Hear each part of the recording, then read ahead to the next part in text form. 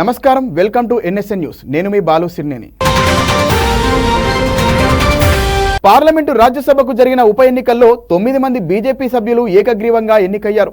దీంతో రాజ్యసభలో అధికార బీజేపీ నేతృత్వంలోని ఎన్డీఏ కూటమి మెజార్టీ మార్కుని చేరుకుంది. రాజ్యసభలో మెజారిటీ మార్కుని దక్కించుకున్న బీజేపీ బలం 96కు చేరుకుంది. కూటమిగా చూస్తే ఎన్డీఏ బలం 112కు చేరింది. అధికార కూటమికి 6 నామినేటెడ్ ఎంపీలతో పాటు ఒక స్వతంత్ర సభ్యుడి మద్దతు కూడా ఉంది. మొత్తం 12 స్థానాలకు ఉప ఎన్నికలు జరిగితే అన్ని స్థానాలు ఏకగ్రీవమయ్యాయి. 9 మంది బీజేపీకి చెందిన వారు కాగా మరో 3 స్థానాల్లో కాంగ్రెస్ నుంచి ఒకరితో పాటు ఎన్సీపీ అజిత్ పవార్ వర్గం నుంచి ఒకరు, ఆర్ఎల్ఎం నుంచి ఒకరు ఏకగ్రీవంగా ఎన్నికయ్యారు. రాజ్యసభలో మొత్తం స్థానాలు 245 ఉండగా ప్రస్తుతం 8 ఖాళీగా ఉన్నాయి. ఇందులో జమ్మూ కాశ్మీర్ నుంచి 4 ఉండగా మరో 4 నామినేటెడ్ స్థానాలు ఉన్నాయి.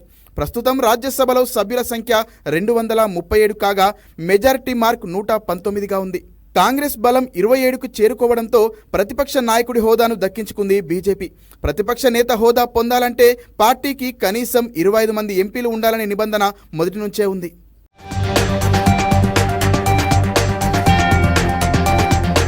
ఏపీలో గత ప్రభుత్వ హయాంలో అర్ధాంతరంగా ఆగిపోయిన కానిస్టేబుల్ పోస్టుల నియామక ప్రక్రియను పూర్తి చేసేందుకు కూటమి ప్రభుత్వం ఏర్పాట్లు చేస్తోంది. కానిస్టేబుల్ పోస్టుల భర్తీకి సంబంధించి కోర్టులో నమోదైన కేసులపై న్యాయ నిపుణుల అభిప్రాయం తీసుకుని కార్యాచరణ చేపట్టాలని ప్రభుత్వం నిర్ణయించింది. కానిస్టేబుల్ నియామకానికి సంబంధించి ఇప్పటికే డీజీపీ తిరుమలరావు, పోలీసు నియామక మండలి చైర్మన్ రామకృష్ణలు సమీక్షలు నిర్వహించారు. ఈ నెలాఖరులోగా నియామక ప్రక్రియకు సంబంధించిన షెడ్యూల్ విడుదల చేసేందుకు కసరత్తులు చేస్తున్నారు. ఏపీలో 6100 పోలీస్ కానిస్టేబుల్ పోస్టుల భర్తీకి 2022 నవంబర్ 28న నోటిఫికేషన్ విడుదల చేసింది గత వైసీపీ ప్రభుత్వం. గతేడాది జనవరి 22న ప్రిలిమినరీ పరీక్ష నిర్వహించగా ఈ పరీక్షకు 4,58,219 మంది హాజరయ్యారు. అదే ఏడాది ఫిబ్రవరి 5న ఫలితాలు కూడా వెలువడగా వీరిలో తదుపరి దశకు 95,209 మంది అభ్యర్థులు ఎంపికయ్యారు. అర్హత సాధించిన వారిలో 77,876 మంది పురుషులు, 17,332 మంది మహిళలున్నారు. వీరికి అదే ఏడాది 13 నుంచి 20వ తేదీ వరకు physical measurement test, physical efficiency టెస్టులు నిర్వహించాల్సి ఉంది. ఈ మేరకు హాల్ టికెట్లు కూడా జారీ చేశారు. అయితే ఈ ప్రక్రియ పట్టభద్రుల ఎమ్మెల్సీ ఎన్నికల వల్ల ఆగిపోయింది. ఆ ఎన్నికలు అయిపోయాక కూడా నియామక ప్రక్రియ కొనసాగించలేదు. ఇక అప్పటి నుంచి ఈ పోస్టుల భర్తీ గురించి పట్టించుకున్న నాదుడే లేడు. ఇటీవల అధికారం చేపట్టిన ఎన్డీఏ ప్రభుత్వం ఆ నియామక ప్రక్రియ కొనసాగింపు బాధ్యత తీసుకుంది. ఈ నేపథ్యంలోనే త్వరలో దేహదారుఢ్య పరీక్షలకు సంబంధించి షెడ్యూల్ విడుదల చేసేందుకు ప్రభుత్వం కసరత్తులు చేస్తోంది.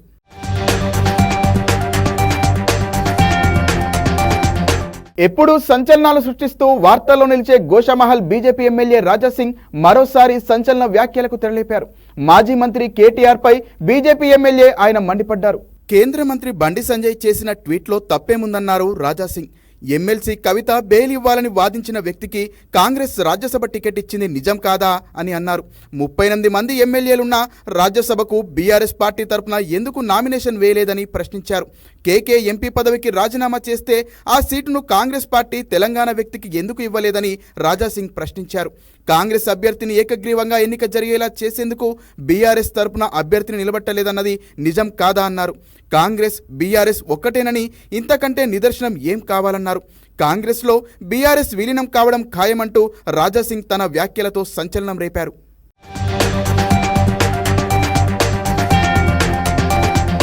హెల్త్ ప్రొఫైల్తో రాష్ట్రంలో ప్రజలందరికీ హెల్త్ కార్డులు ఇవ్వనున్నట్లు సీఎం రేవంత్ స్పష్టం చేశారు. వచ్చే నెల సెప్టెంబర్ 17 నుంచి 10 రోజుల పాటు 2వ విడత ప్రజాపాలన నిర్వహించాలని నిర్ణయం తీసుకున్నట్లు చెప్పారు. రేషన్ కార్డు, హెల్త్ కార్డుల కోసం వివరాలు సేకరించాలని సంబంధిత అధికారులను ఆదేశించారు సీఎం. క్షేత్రస్థాయిలో అధికారులను సన్నద్ధం చేయాలని ఆదేశాలు జారీ చేశారు. రేషన్ కార్డుల జారీకి అర్హతలు, విధి విధానాల కోసం ఇప్పటికే కేబినెట్ సబ్ కమిటీ ఏర్పాటైంది. మరోవైపు రాష్ట్ర ప్రజలందరికీ సంపూర్ణ ఆరోగ్య వివరాలతో కూడిన హెల్త్ ప్రొఫైల్ కార్డులు ఇవ్వాలని ఇప్పటికే ప్రభుత్వం నిర్ణయించింది.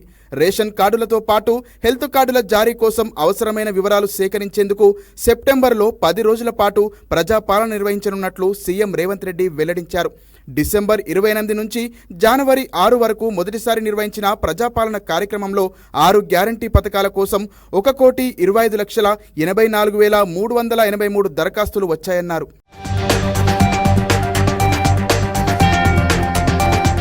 ఢిల్లీ మద్యం కుంభకోణం కేసులో నిందితురాలు బీఆర్ఎస్ ఎమ్మెల్సీ కవితకు భారీ ఊరట దక్కింది. దర్యాప్తు సంస్థల పనితీరుపై సర్వోన్నత న్యాయస్థానం కీలక వ్యాఖ్యలు చేసింది. ఈ కేసులపై విచారణ చేస్తున్న సిబిఐ, ఈడీ తీరును ప్రశ్నించిన సుప్రీం ధర్మాసనం ఎవరినైనా ఎంపిక చేసుకుని నిందితులుగా పేర్కొంటారా అని నిలదీసింది. కేంద్ర దర్యాప్తు సంస్థల నిష్పక్షపాతమైన వైఖరిపై అనుమానాలు వ్యక్తం చేసింది సుప్రీంకోర్టు.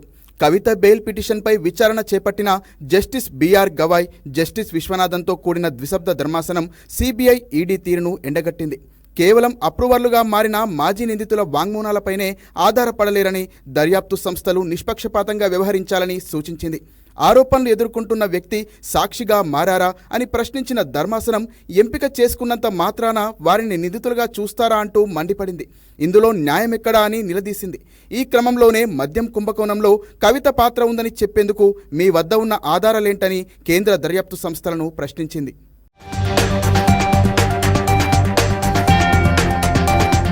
ఎంబీబీఎస్, బీడీఎస్ కోర్సు ప్రవేశాల్లో స్థానికతకు సంబంధించి హైకోర్టులో వాదనలు కొనసాగాయి. వైద్యారోగ్య శాఖ జారీ చేసిన జీవోను సవాల్ చేస్తూ పలువురు విద్యార్థులు వేర్వేరు పిటిషన్లు దాఖలు చేశారు. కోర్టులో విద్యార్థులు దాఖలు చేసిన పిటిషన్లపై హైకోర్టు ప్రధాన న్యాయమూర్తి justice Alok Aradhe, justice J శ్రీనివాసరావులతో కూడిన ధర్మాసనం మరోసారి విచారణ చేపట్టింది. నీట్ ప్రవేశ పరీక్ష రాసే సమయానికి విద్యార్థి వరుసగా 4 ఏళ్లు చదివితేనే స్థానికుడిగా పరిగణించాలంటూ ప్రభుత్వం జీవో విడుదల చేసింది. ఈ జీవో రాజ్యాంగంలోని ఆర్టికల్ 14కు విరుద్ధమంటూ పిటిషనర్ల తరపు న్యాయవాదులు వాదించారు. అహ్మదాబాద్ మహానగర పరిధిలోనూ ఇలాంటి జీవోనే విడుదల చేయడంతో అక్కడి హైకోర్టు కొట్టేసిందని పిటిషనర్ తరపు న్యాయవాది మయూర్ రెడ్డి ధర్మాసనానికి తెలిపారు. నీట్లో ర్యాంకు సాధించాలనే ఉద్దేశంతో మంచి కళాశాలలో చదువుకోవడానికి విద్యార్థులకు ఇతర రాష్ట్రాలకు వెళ్లొచ్చని, తల్లిదండ్రులు ఉద్యోగ, ఉపాధి అవకాశాల కోసం వెళితే పిల్లలు కూడా వాళ్లతో పాటు వెళ్లాల్సి వస్తుందని న్యాయవాదులు కోర్టుకు తెలిపారు. తెలంగాణలోనే పుట్టి పెరిగి ఇక్కడే 10వ తరగతి వరకు చదివి ఇంటర్మీడియట్ ఇతర రాష్ట్రాల్లో చదివినంత మాత్రాన నాన్ లోకల్ కింద పరిగణించడం నిబంధనలకు విరుద్ధమని పిటిషనర్ల తరపు న్యాయవాదులు కోర్టుకు తెలిపారు. ఈ పిటిషన్పై విచారణను హైకోర్టు ఇవాళ్టికి వాయిదా వేసింది.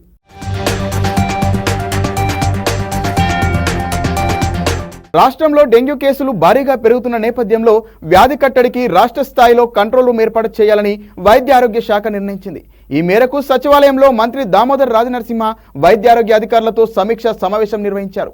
ప్రజారోగ్య సంచాలకుల ఆధ్వర్యంలో రాష్ట్ర స్థాయి కంట్రోల్ రూమ్ ఏర్పాటు చేయాలని అధికారులను ఆదేశించారు మంత్రి. అన్ని ప్రభుత్వ, ప్రైవేట్ ఆసుపత్రుల్లో చికిత్స పొందుతున్న సీజనల్ వ్యాధి బాధితుల వివరాలను కంట్రోల్ రూమ్కి తెలియజేయాలన్నారు. సీజనల్ వ్యాధి సోకిన వారికి మెరుగైన చికిత్స అందించేందుకు అవసరమైన సూచనలు కంట్రోల్ రూమ్ నుంచి అందించాలన్నారు. డెంగ్యూ కట్టడికి ప్రత్యేక డ్రైవ్ నిర్వహించాలని అధికారులను ఆదేశించారు దామోదర్ రాజనరసింహ.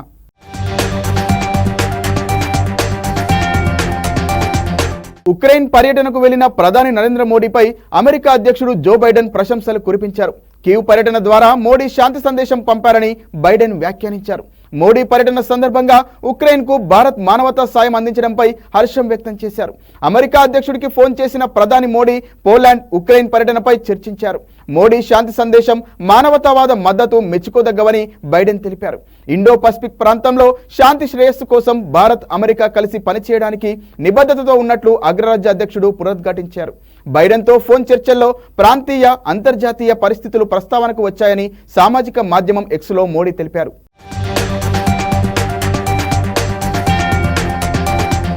ఇటీవల పూణే వద్ద హెలికాప్టర్ కూలిన ఘటనపై పూర్తిస్థాయి విచారణ జరుగుతోందని పౌర విమానయాన శాఖ మంత్రి రామ్మోహన్ నాయుడు చెప్పారు.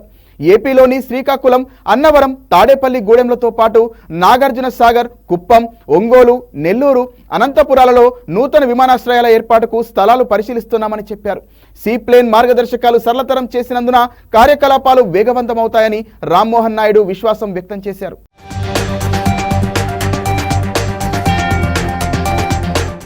హెలికాప్టర్ క్రాషెస్ మీద ఎప్పుడు జరిగినా సరే ఎయిర్పోర్ట్ యాక్సిడెంట్ ఇన్వెస్టిగేషన్ బ్యూరో ఉంది. ప్రస్తుతం అయితే ఇన్వెస్టిగేషన్ లో ఉంది కాబట్టి రిపోర్ట్ వచ్చిన తర్వాత దాని గురించి స్పష్టంగా తెలియజేస్తాం. సీ ప్లేన్స్ కూడా రెగ్యులర్ ప్లేన్స్ లానే ఎక్కడ ఏ పర్పస్ కైనా మనం వాడుకోవచ్చు. కానీ దాని తాలూకా అడ్వాంటేజ్ ఏంటంటే ఇది ఎక్కడ వాటర్ ఉన్నా సరే అక్కడ ఒక వాటర్ డ్రోమ్ ని మనం ఏర్పాటు చేసుకుని అక్కడ నుంచి టేక్ ఆఫ్ ల్యాండింగ్ చేయొచ్చు. కాబట్టి అదనంగా కనెక్టివిటీ పెంచుకోవడానికి మంచి అవకాశం. టూరిజం గానీ, రెగ్యులర్ ట్రావెల్ గానీ, మెడికల్ టూరిజం గానీ ఇలా అనేక రకాలైనటువంటి నిమిషాల్లో సీ ప్లేన్స్ వాడుకోవచ్చు. దాని తాలూకా డెమో ప్లేన్ కూడా సుమారు అక్టోబర్ నెలలో మనం స్టార్ట్ చేయబోతున్నాం. మన ప్రకాశం బ్యారేజ్ లో మొట్టమొదటి ప్లేన్ అక్కడ నుంచి డెమో ప్లేన్ కూడా స్టార్ట్ అయ్యి శ్రీశైలంకి వెళ్లి అక్కడ నుంచి దేశం అంతా కూడా తిరిగే రూట్ ను కూడా మనం రూపకల్పన చేయడం జరిగింది. పశ్చిమ గోదావరి జిల్లా ఆచంట మండలం చినమల్లంలో దాట్ల సీతారామరాజు సూర్యకాంతం మెమోరియల్ చారిటబుల్ ట్రస్ట్ ఆధ్వర్యంలో ఉచిత వైద్య శిబిరం నిర్వహించారు. ఈ వైద్య శిబిరాన్ని ఆచంట ఎమ్మెల్యే పీతాని సత్యనారాయణ కుమారుడు పీతాని వెంకట్ ప్రారంభించారు. భీమవరం విష్ణు దంత వైద్యశాల, రాజమహేంద్రవరం భవన ఆసుపత్రి సంయుక్తంగా వైద్య సేవలు అందించగా గ్రామస్తులు పెద్ద సంఖ్యలో తరలివచ్చారు. విష్ణు దంత వైద్యశాల వైద్యులు, భవన ఆసుపత్రి వైద్యులు చికిత్స అందించి ఉచితంగా మందుల పంపిణీ చేశారు.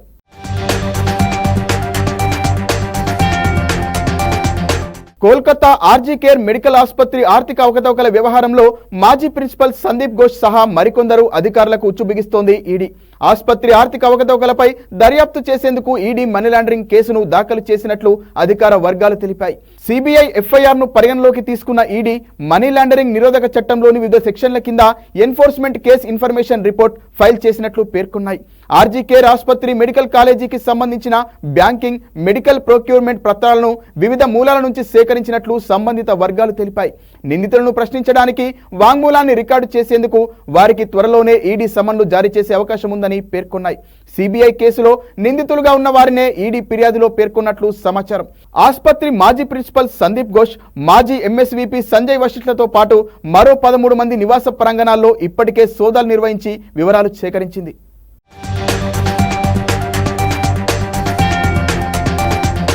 బీజేపీ బీఆర్ఎస్ కుమ్మక్కు కావడంతోనే కవితకు బెయిల్ వచ్చిందని ఎమ్మెల్సీ మహేష్ కుమార్ గౌడ్ ఆరోపించారు. బెయిల్ అందరూ ఊహించిందేనన్న ఆయన ఢిల్లీలో దోస్తీ, గల్లీలో కుస్తీ అని ఎప్పటి నుంచో చెబుతున్నామని వ్యాఖ్యానించారు.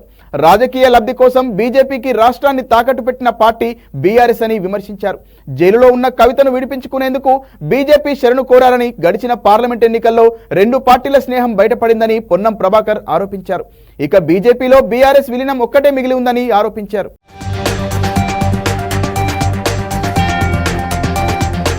కవిత గారికి బెయిల్ రావడం అనేది మేము ముందు నుంచి ఊహించి చెప్తున్న మాటనే.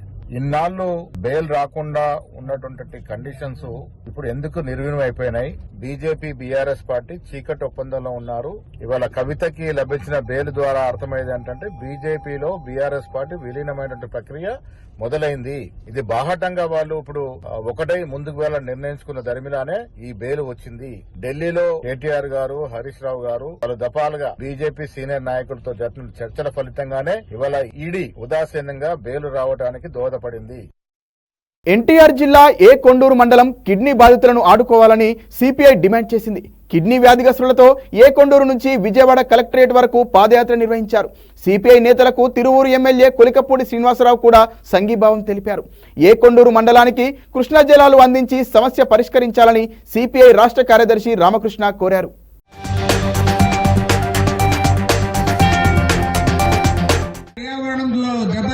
చూడాలి, ప్రజల ప్రాణాలతో చెలగాటమాడే హక్కు ఎవరిచ్చారని అడుగుతా ఉన్నా. ఏవైతే పరిశ్రమలు ఉన్నాయో ఆ కాలుష్యం నుంచి ప్రజల్ని కాపాడాలి. దీనిపైన కూడా ముఖ్యమంత్రి గారితో మాట్లాడతాం. వాళ్ళ కిడ్నీ వ్యాధి ఒక పార్టీ వాళ్ళకే రాలే, అందరికీ వస్తా ఉంది. కాబట్టి ఏమంటే అందరూ కూడా దీనికి సహకరించాలి. ఈ ప్రాంతంలో కిడ్నీ బాధితులు లేకుండా చేసేంత వరకు కూడా కమ్యూనిస్ట్ పార్టీ అండగా ఉంటుంది. శ్రీకాకుళం జిల్లా నరసన్నపేట సమీపంలోని తామరపల్లి గురుకుల కళాశాలలో 5 ఇంటర్మీడియట్ విద్యార్థులను ఎలుకలు గాయపరిచాయి. ఆధ్యాత్మిక బృందం విద్యార్థులను నరసన్నపేట ప్రభుత్వాస్తికి తరలించి రక్త పరీక్షలు చేయించారు. విద్యార్థులకు స్వల్ప గాయాలైనట్లు కళాశాల వర్గాలు తెలిపాయి. వసతి గృహంలో ఎలుకల సంచారం ఎక్కువగా ఉందని విద్యార్థులు వాపోయారు.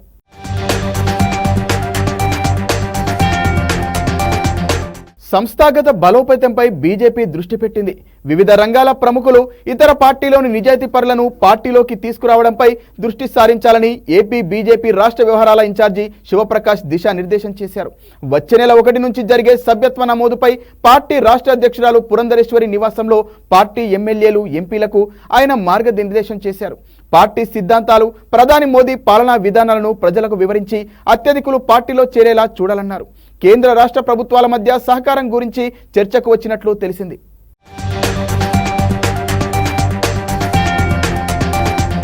మరిన్ని వార్తలతో మళ్ళీ కలుద్దాం. నమస్కారం.